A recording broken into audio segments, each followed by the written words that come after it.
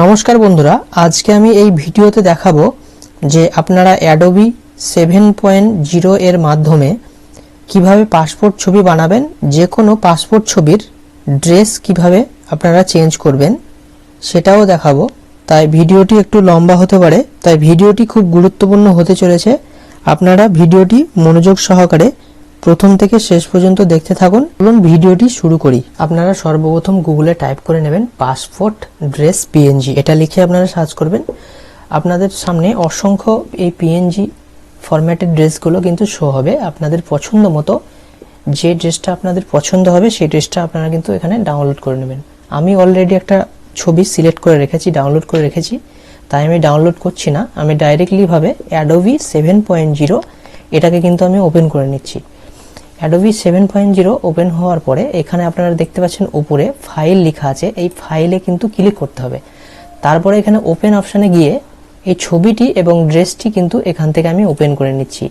তারপরে আপনারা দেখতে পাচ্ছেন এই ড্রেসটি কিন্তু এখানে নিয়ে আসতে হবে। এর জন্য আপনাদের কি করতে হবে, এর জন্য কিবোর্ড থেকে কন্ট্রোল এবং আল্ট এটাকে প্রেস করার পরে এই ছবির উপর ক্লিক করে এখানে টেনে কিন্তু এখানে ছেড়ে দিতে হবে। এখানে দেখতে পাচ্ছেন আমি পিএনজি লিখে কিন্তু আমি সার্চ করেছিলাম, কিন্তু এটা পিএনজি ফরম্যাটের নয়। তার জন্য এটাকে কি করতে হবে, তার জন্য আপনাদের এখানে দেখতে পাচ্ছেন এই ম্যাজিক টুলে কিন্তু আপনাদের ক্লিক করতে হবে।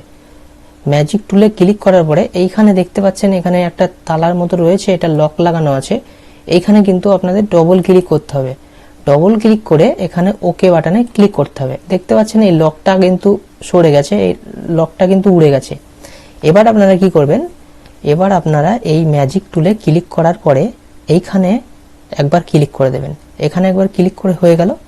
তারপরে আপনারা কিবোর্ড থেকে ডিলিট প্রেস করবেন। ডিলিট প্রেস করার পরে আপনারা এখানে আবার মুভ টুলে চলে আসবেন। তারপরে আবার আপনারা কিবোর্ড থেকে কন্ট্রোল আর আল্ট এটাকে দেবে ধরে এই ছবির উপর, এই ড্রেসের উপর ক্লিক করার পরে এখানে টেনে ছেড়ে দেবেন। এখানে দেখতে পাচ্ছেন এখানে কিন্তু এই ড্রেসটি কিন্তু এখানে চলে এসছে। তারপরে এখানে কি করবেন, কন্ট্রোল আর টি এটাকে প্রেস করবেন একবার, তারপরে আবার ছেড়ে দেবেন।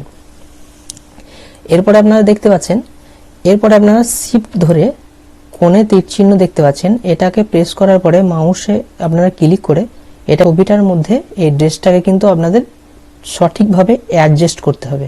আমি এটা অ্যাডজাস্ট করে নিচ্ছি। আপনারা দেখতে পাচ্ছেন আমি কিন্তু এটা অ্যাডজাস্ট করে নিয়েছি। এই অ্যাডজাস্ট করে নেওয়ার পরে আপনারা এই কিবোর্ড থেকে এন্টার প্রেস করবেন। এন্টার প্রেস হয়ে গেল। তারপরে এই ছবিটাকে কিন্তু সঠিকভাবে সাইজ করে এটা কেটে নিতে হবে। তার জন্য এখানে দেখতে পাচ্ছেন ক্রপ টুল, তার জন্য আপনারা এখানে দেখতে পাচ্ছেন ক্রপ টুল। এই ক্রপ টুলে আপনাদের ক্লিক করতে হবে। ক্লিক করার পরে এখানে মাউসে ধরে কিন্তু এখানে ক্লিক করতে হবে।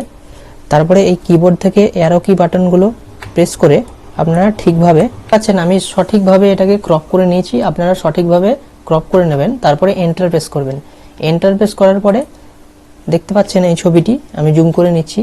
আপনারা দেখতে পাচ্ছেন এই চুলগুলো আমি একটু ঠিক করে নেব। তার জন্য কিভাবে আপনারা ঠিক করবেন, আপনারা এখানে দেখতে পাচ্ছেন ক্লোনি স্ট্যাম্প টুল। এই ক্লোনি স্ট্যাম্প টুলে কিন্তু আপনাদের ক্লিক করতে হবে।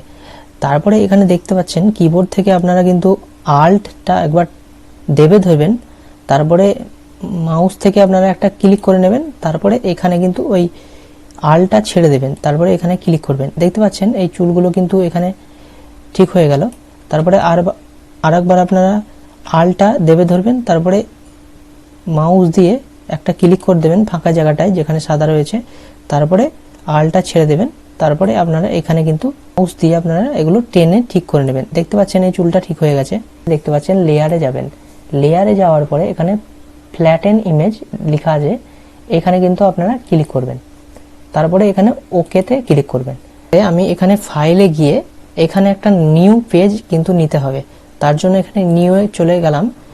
নিউয়ে যাওয়ার পরে এখানে দেখতে পাচ্ছেন এটা কিন্তু A4 সিলেক্ট করতে হবে। A4 সিলেক্ট করার পরে এখানে ওকে বাটনে ক্লিক করলাম। তারপরে এখানে কিন্তু একটা নতুন A4 পেজ কিন্তু চলে এসছে। মুভ টুলে ক্লিক করতে হবে। তারপরে এখানে ছবির উপরে একটা ক্লিক করে কিবোর্ড থেকে কন্ট্রোল আর আল্ট এটাকে দেবে ধরে এবং ছবির উপর দেবে ধরে এই A4 নিউ পেজে কিন্তু প্রেস করতে হবে। এখানে দেখতে পাচ্ছেন ছবিটি চলে এসছে। এরপরে এই ছবিটির দেখতে ভালো লাগার জন্য এখানে একটা বর্ডারের দেব আমরা। তার জন্য বর্ডারটা কিভাবে দিতে হবে, এখানে ইডিটে যেতে হবে। ইডিটে গিয়ে এখানে স্ট্রোক লেখা আছে, এখানে স্ট্রোকে যাওয়ার পরে এখানে বর্ডারটা সিলেক্ট করে নিচ্ছি আমি। এখানে এভাবে কিন্তু ওকে দিয়ে এটা 3 রেখে দেবেন, এটা স্ট্রোক সাইজ। তারপরে এখানে ওকে বাটনে ক্লিক করব। দেখতে পাচ্ছেন এই বর্ডারটা কিন্তু এখানে চলে এসছে। এবং এই ছবিগুলোকে কিভাবে কপি করব, তার জন্য কিবোর্ড থেকে কন্ট্রোল আর আল্ট এটাকে দেবে ধরে এই ছবির উপর প্রেস করে কিন্তু এখানে ক্লিক করার পরে এখানে ছেড়ে দিতে হবে। একটা কপি হয়ে গেল, আবার এটাকে দেবে ধরে আবার ছেড়ে দিতে হবে। এইভাবে কিন্তু আপনারা এটা এরকম করে নেবেন আপনারা। তারপরে দেখতে পাচ্ছেন এগুলো কিবোর্ড থেকে অ্যারো কির মাধ্যমে এগুলোকে কিন্তু সাইজ করে আপনাদের নিতে হবে। আমি কিন্তু এগুলোকে সাইজ করে নিচ্ছি, তারপরে আপনাদের দেখাচ্ছি। দেখতে পাচ্ছেন আমি এই ছবিগুলোকে কিন্তু সাইজ করে নিয়েছি। এবং এই ছবিগুলোকে কিভাবে আপনারা বার করবেন, এর জন্য আপনারা কিবোর্ড থেকে কন্ট্রোল আর পি প্রেস করবেন। এখানে দেখতে পাচ্ছেন, তারপরে এখানে দেখতে পাচ্ছেন প্রিন্ট অপশানে আপনারা চলে যাবেন। তারপরে এখানে প্রপার্টিজে চলে যাবেন। আমার এখানে ইপসনের প্রিন্টার, তাই আমি এখানে ইপসন কিন্তু সিলেক্ট করলাম। তারপরে এখানে দেখতে পাচ্ছেন প্রপার্টিজ, এখানে প্রপার্টিজে যেতে হবে। তারপরে এখানে দেখতে পাচ্ছেন plane paper, premium photo paper, glossy, এখানে সিলেক্ট করতে হবে। তারপরে এখানে দেখতে পাচ্ছেন এখানে হাই কোয়ালিটি আপনারা করে দেবেন। তারপরে এখানে ওকে বাটনে ক্লিক করবেন, তারপরে এখানে ওকে করে দেবেন। তারপরে কিন্তু আপনাদের ছবিটি কিন্তু বেরিয়ে চলে আসবে। বন্ধুরা, এই ছিল আজকের এই ছোট্ট ভিডিও। এই ভিডিওটি যদি আপনাদের ভালো লেগে থাকে একটা লাইক করে শেয়ার করে দেবেন। এই চ্যানেলটিকে সাবস্ক্রাইব করে অল নোটিফিকেশন অন করতে যেন ভুলবেন না, এই রকম গুরুত্বপূর্ণ ভিডিও সবার আগে পাওয়ার জন্য। ধন্যবাদ।